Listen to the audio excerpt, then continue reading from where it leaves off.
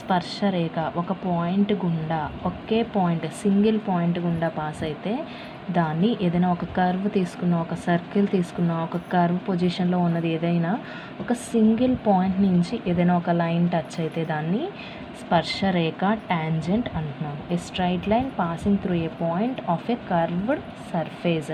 ఏదైనా ఒక curved surface ఒక సింగిల్ పాయింట్ దగ్గర నుంచి ఒక లైన్ పాస్ అయితే దాన్ని ఏమంటున్నాము అంటే టాంజెంట్ అంటున్నాము.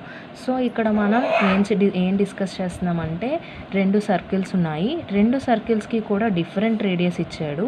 ఆ 2 సర్కిల్స్కి ఇంటర్నల్ టాంజెంటు, ఎక్స్టర్నల్ టాంజెంటు డ్రా చేయమంటున్నాడు.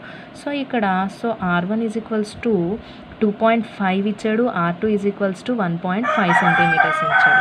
And the distance between their centres is 12 centimetres. So distance between their centres ఎంత ఇచ్చాడు? 12 సెంటీమీటర్స్ ఇచ్చాడు. ఓకే, సో నెక్స్ట్ R1 = 2.5 అంటే D1 = 5 centimetres and D2 = 3 centimetres. అంతే కదా, డబల్ అవుతుంది డయామీటర్. సో నెక్స్ట్ మనకి ఇంటర్నల్ అండ్ ఎక్స్టర్నల్ టాంజెంట్స్ కావాలి. So ఇక్కడ ఒక హింట్ ఏంటి అంటే, so external and internal tangents గీయాలి అంటే సో ఫస్ట్ మనం R1 + R2 చేయాలి. R1 + R2 చేస్తే 2.5 + 1.5 ఎంత వస్తుంది? 4 సెంటీమీటర్స్. అండ్ R1 - R2 చేయాలి. 2.5 - 1.5 చేస్తే మనకి ఎంత వస్తుంది? 1 రేడియస్ వస్తుంది. సో దీన్ని స్మాలర్తో ఇండికేట్ చేద్దాము, దీన్ని స్మాలర్ 2తో ఇండికేట్ చేద్దాం. So R1 R2 small r1 small r2 2 వచ్చాయి. సో ఇక్కడ వీఆర్ హ్యావింగ్ ఎన్ని నెంబర్ ఆఫ్ రేడియస్ ఉన్నాయి అంటే radius 1 and the radius 2 and the radius 3 and the radius 4. అంటే మనకి ఇక్కడ ఎన్ని సర్కిల్స్ వస్తున్నాయి? 4 సర్కిల్స్ వస్తున్నాయి. సో ఇక్కడ ఇంకో హింట్ ఏంటి అంటే R1 అండ్ R2 రెండు కూడా ప్లస్ చేస్తే మనకి ఏమొస్తుంది అంటే ఇంటర్నల్ టాంజెంట్ వస్తుంది. అండ్ R1 - R2 రెండు మైనస్ చేస్తే మనకి ఏమొస్తుంది? ఎక్స్టర్నల్ టాంజెంట్ వస్తుంది. ఇది మనకి హింట్. ఈ విషయం మీరు గుర్తుపెట్టుకోవాలి. So let us discuss about how to draw tangents to the circles. Draw a horizontal line AB = 12 centimeters. means already వాడు ఇచ్చాడు కదా, ఏంటి అంటే distance between their centres. Distance between their centres ఎంత ఇచ్చాడు? 12 సెంటీమీటర్స్. 12 సెంటీమీటర్స్తో మనం ఒక హారిజాంటల్ లైన్ తీసుకున్నాము, దానికి AB అనే పేరు పెట్టుకున్నాము. Next with centre as A 2.5 సెంటీమీటర్స్తో 2.5 సెంటీమీటర్స్ రేడియస్తో ఒక సర్కిల్ విత్ సెంటర్ యాజ్ ఏతో 2.5 సెంటీమీటర్స్ రేడియస్తో ఒక సర్కిల్ తీసుకుంటున్నాను. ఓకే, నెక్స్ట్ R2 రేడియస్ ఎంత? 1.5 రేడియస్తో BS సెంటర్ తీసుకుంటున్నాము. BS సెంటర్ ఇంకో సర్కిల్. సో నెక్స్ట్ నేను ఏం చెప్పాను? R1 - R2 and R1 + R2. R1 + R2, R1 - R2 రెండు కూడా AS సెంటర్గానే తీసుకోవాలి. AS centre R1 + R2 and R1 - R2. R1 - R2 చేస్తే ఎంత వచ్చింది మనకి? Radius 1 centimetre. And AS centre R1 + R2 రేడియస్తో ఎంత వస్తుంది మనకి?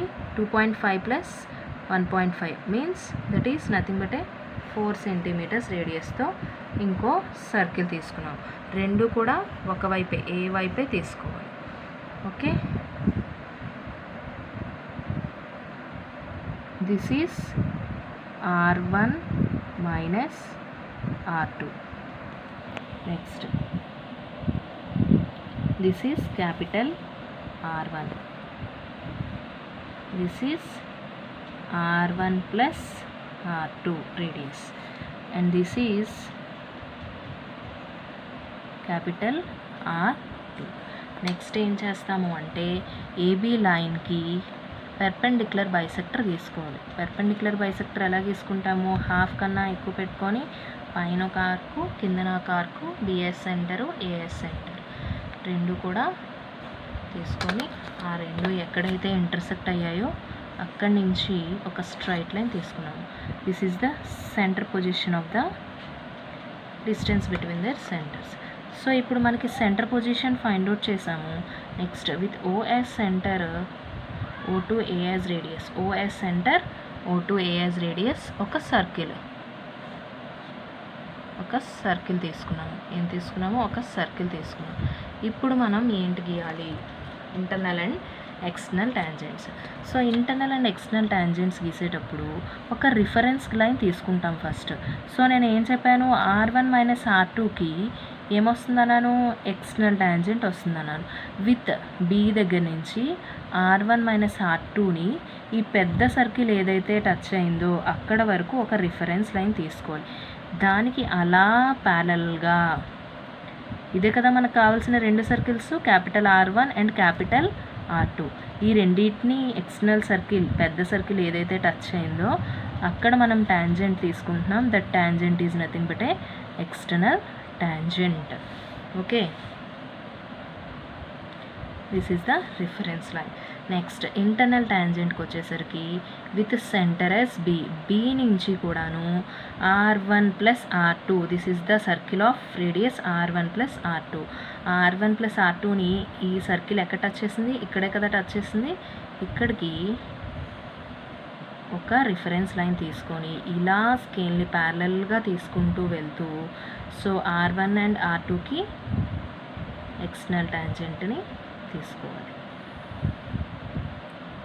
ఇంటర్నల్ టాంజెంట్ని తీసుకోవాలి. This is the internal tangent of two circles having different radius.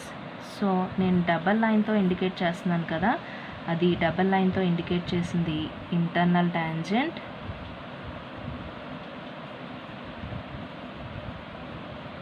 And single లైన్తో ఇండికేట్ చేసింది ఎక్స్టర్నల్ టాంజెంట్.